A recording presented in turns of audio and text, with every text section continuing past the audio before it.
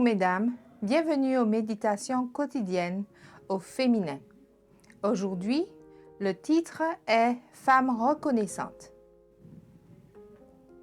Luc 8, versets 1 et 2 nous dit « Jésus allait de ville en ville et de village en village. Il prêchait et annonçait la bonne nouvelle du royaume de Dieu.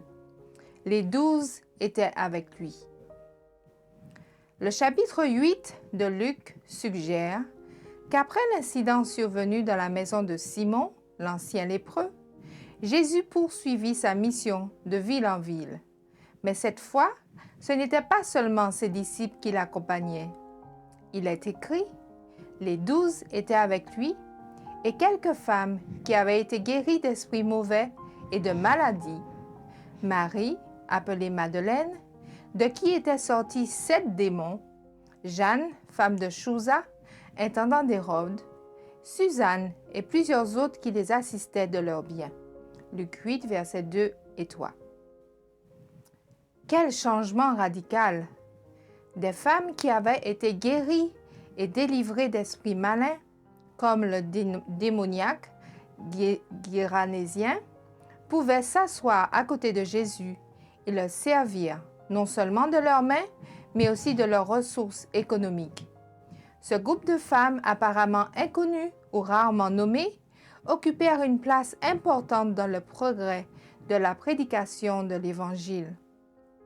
Pour avoir soulagé les charges du Maître et subvenu aux besoins de ses disciples, leurs mains devaient être inscrites dans les annales de l'histoire du christianisme. J'ai toujours été impressionnée, nous dit l'auteur, par la générosité des frères et des sœurs qui nous rendaient service chaque fois que nous arrivions dans une autre église.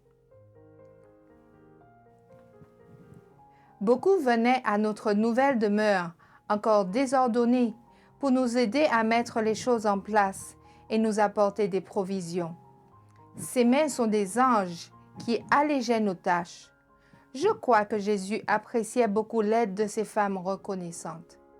Le fait qu'elles paraissent dans les évangiles démontre l'importance que le ciel leur accordait. Es-tu l'une de ces femmes?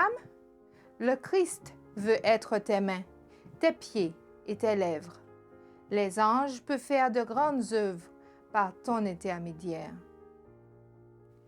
Lorsque Jésus réunira les rachetés et les appellera bénis de mon Père, il leur remémorera ce qu'ils ont fait pour les plus petits de ses frères, et il l'estimera comme si c'était directement à lui qu'ils avaient rendu service. Veux-tu faire partie de ces rachetés? Tu recevras alors la récompense.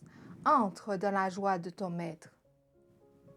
Seigneur, prends-moi entièrement à toi et fais de moi une fidèle servante. Bonne journée dans le Seigneur et à demain.